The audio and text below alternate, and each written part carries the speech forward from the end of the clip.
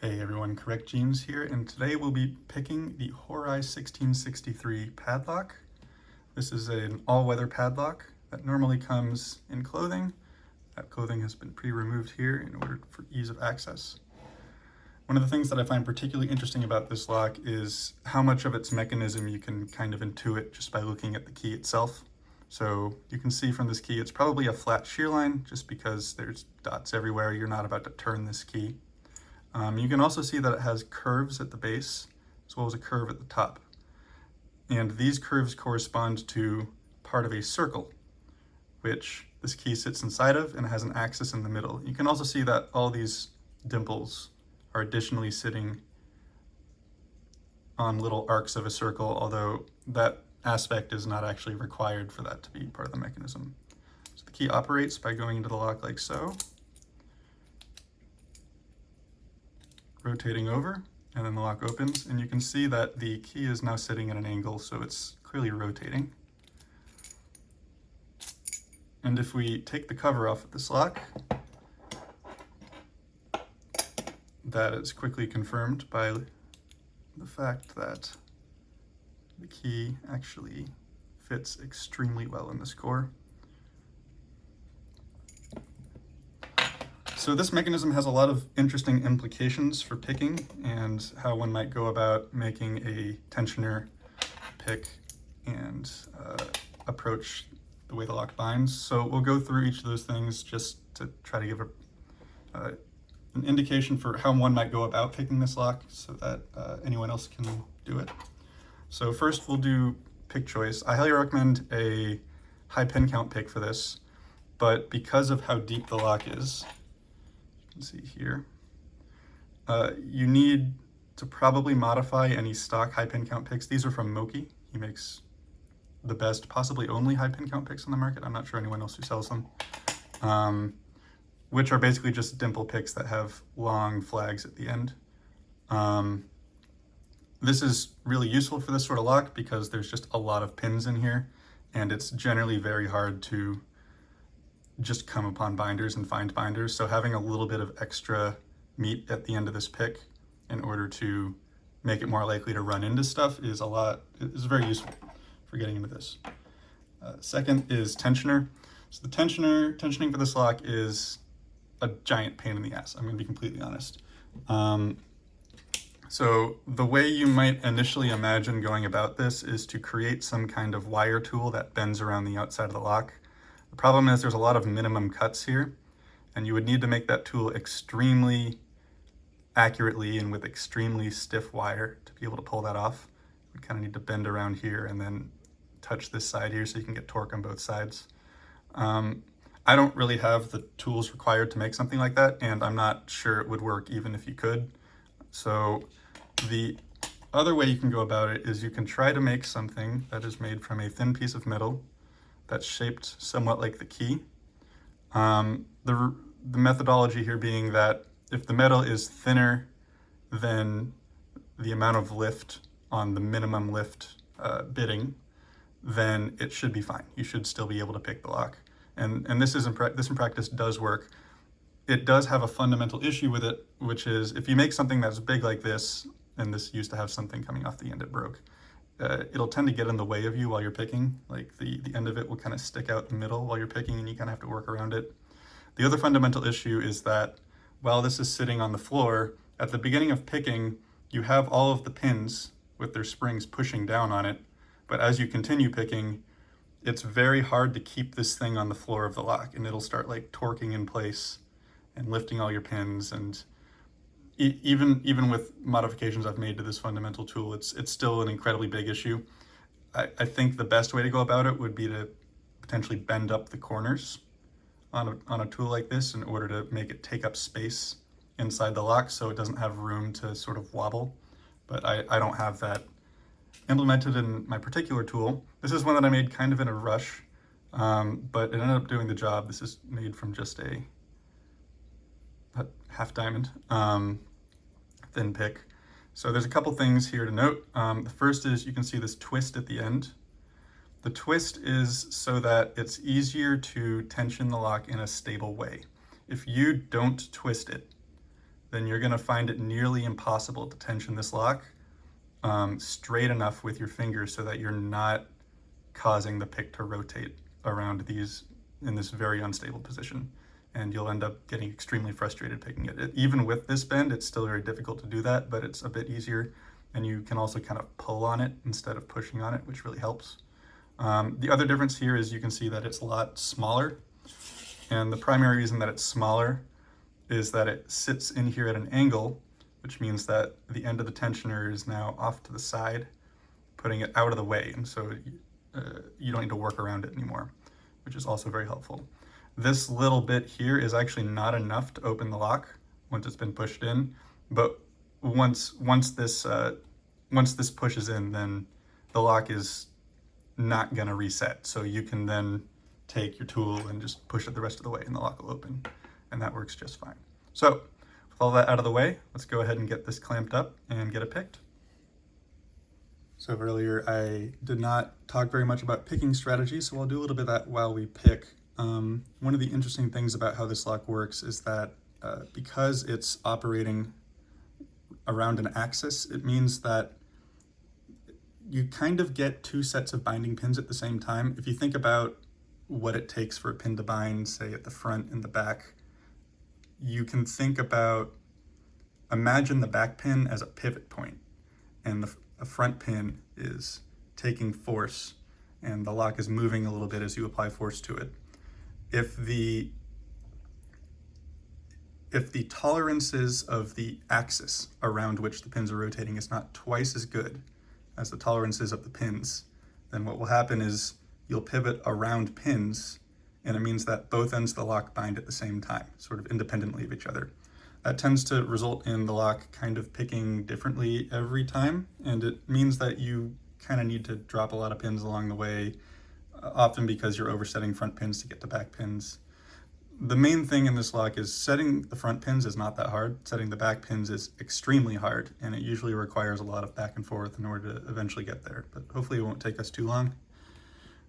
So I'm gonna tension by grabbing the tensioner because that allows a bit more precise force. Another thing about how the rotation affects binding order is that the pins will always tend to bind out to in.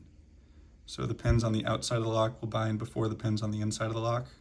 This is because if you just think about how much for a given rotation each pin needs to move in order to bind, pins on the outside are going to have much higher tolerance requirements than pins on the inside in terms of where they lie on the binding order. So I've set the front row of pins already, and as well as the second row of pins, and I'm working on the third row right now. Those are mostly good. So now I'm going to go ahead and go to the back, and I have to go all the way to the back first, because that's where the pins bind first.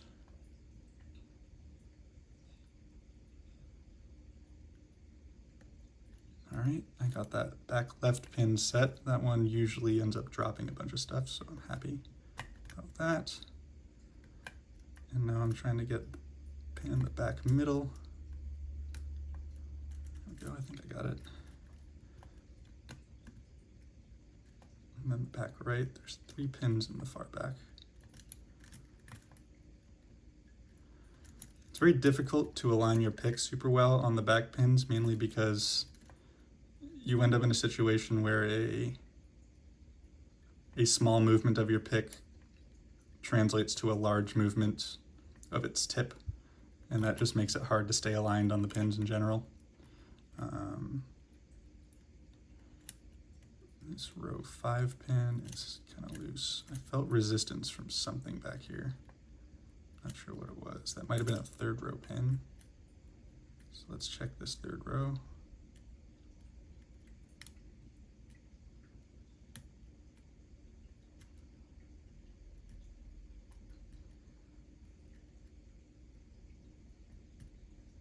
Yep, I think that is what it was. It was the pin on the third row, tension, making the pick feel stiff via the shaft. Okay, I think we've set most of the pins in the front. And so now the hard part starts, is trying to figure out where anything in the back is binding, which is much easier said than done.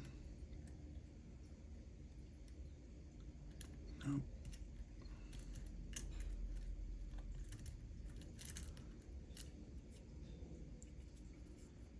Okay, let's check the very back row, make sure I actually set that pin.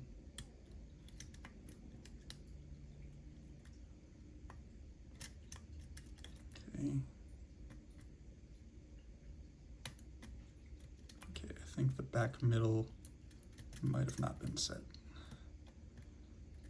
Okay, now I think the back right is set. Still getting a little bit of resistance from this pin in the third row. Okay, now it's actually set. Okay, that was another pin from the third row.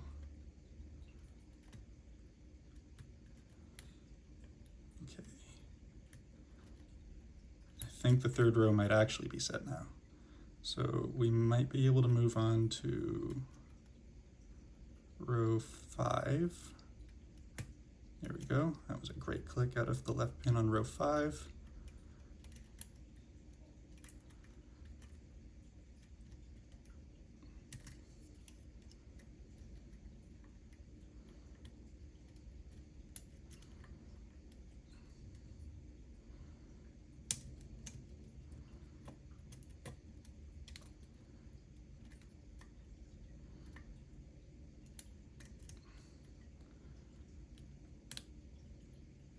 Oop, that didn't sound good. Let me drop tension just a little bit.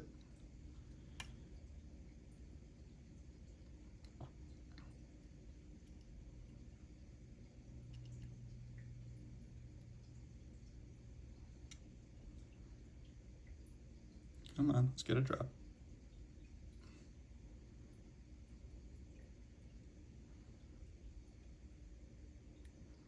Okay, I heard a drop.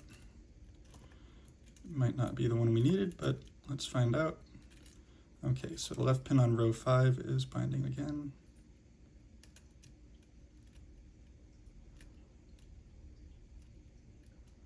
No, that's not what it was. Something's grabbing my pick. What is that? It can be very hard to stay aligned on pins back here. Please bear with me.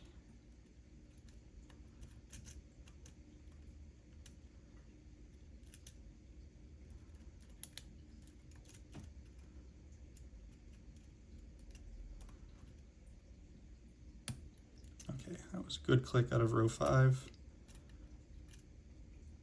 I believe it was, okay, there we go. That was second from the left and second and third pin from row 5. I think the fourth pin on row 5 is now, yeah, binding quite hard. Come on.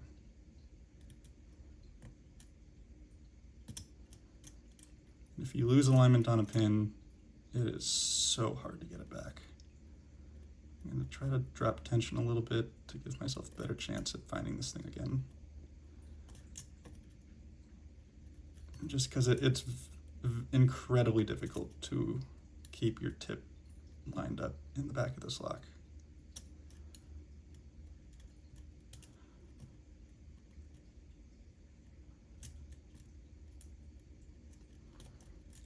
Okay.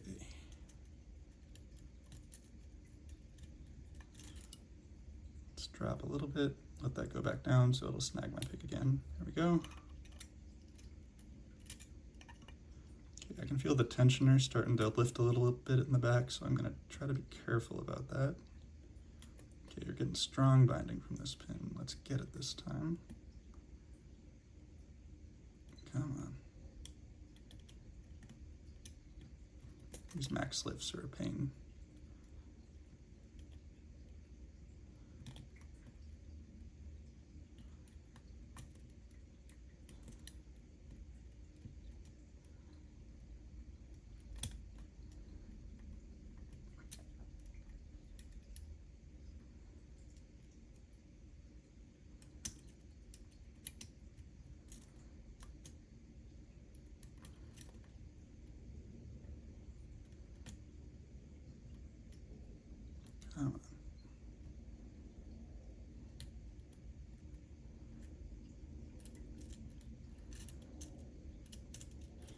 Okay, let's do a quick sweep through here. It didn't feel like it's set. Drop one more time. All right, there we go. All right, now it's binding again. Let's go in with lighter tension.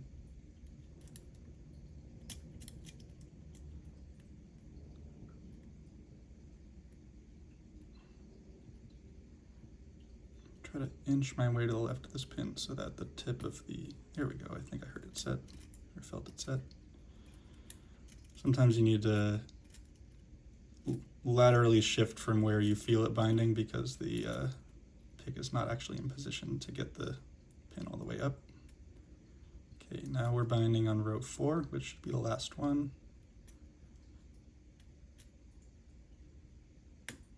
Okay, that's a good set. Should only be a couple pins left.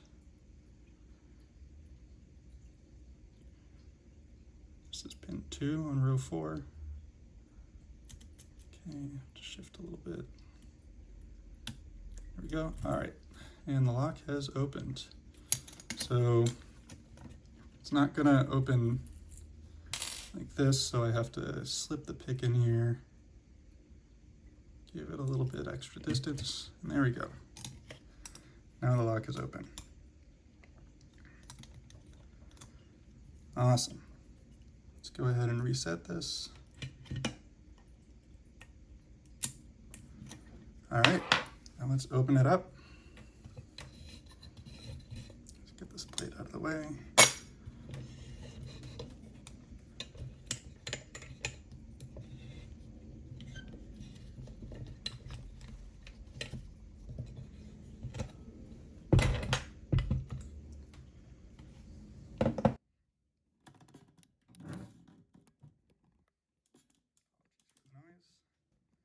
Alrighty, so I've only ever gutted this guy once.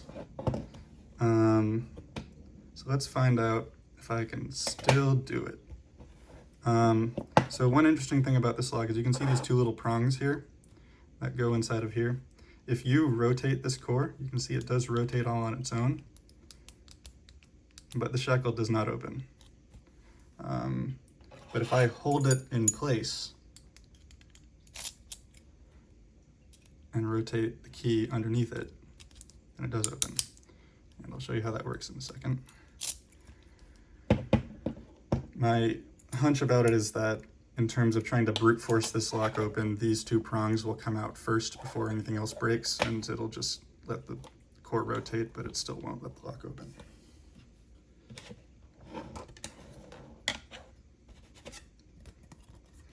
So get comfortable. I might speed this part up a little bit just because I'm not trying to waste people's time.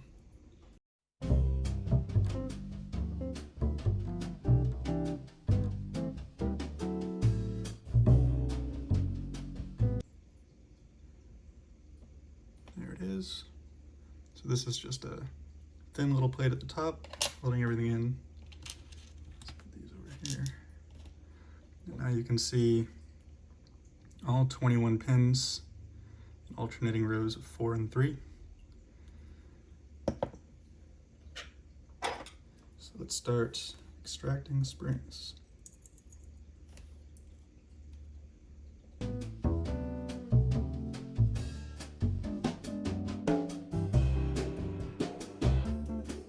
I'm going to take this little magnet on a stick.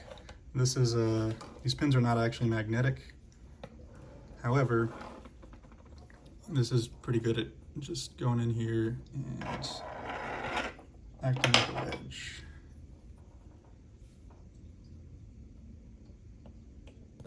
To pull these out.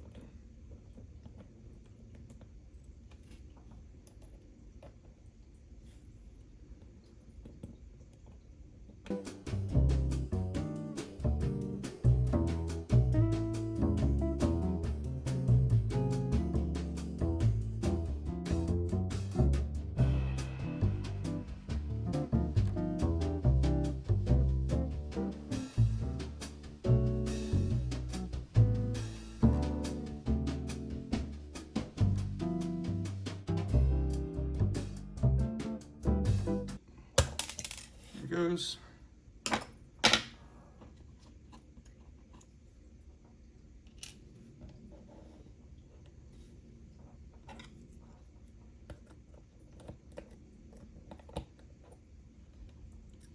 All right, so now for the interesting part. You can see that there's a little cutout here and a little notch here. So this notch is the part that restricts how much the core rotates. And you can see at the base here, there's another little notch. So the notch on this part in the home position lines up with this left side here perfectly. And this notch here only lines up when it's rotated. So, in order for the lock to open, this ball bearing needs to get pulled into a notch, and in order for the notch to exist, both of these need to be lined up, which means that if this is rotated at the same time as the bottom, this notch rotates out of place, so the lock still doesn't open. And so only the bottom is able to move in order for the shackle to be opened. All right, let's continue getting pins out of here. In order to get the rest out, I'm going to use a pick because I can't get the bottom of this thing out. So I'm going to use a pick to push the pins up and grab them, which is exactly as much of a pain in the ass as it sounds.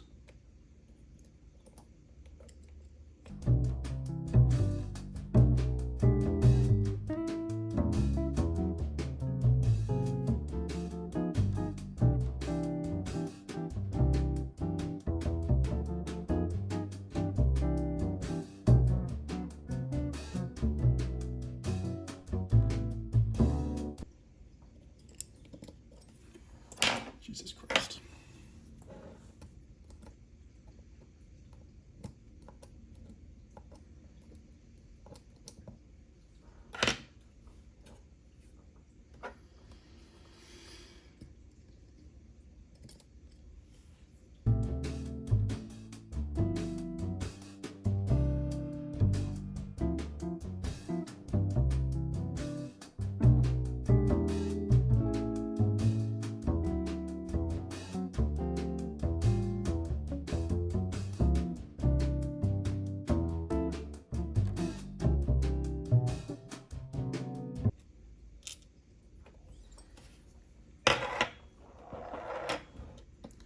All right, there you have it. So go ahead and give you a good look at these. Guts are not particularly interesting, to be honest. It's just 21 pins. There you go. Count. 21 springs. A blurry camera. Anyway, that's all for today. As always, have a good one.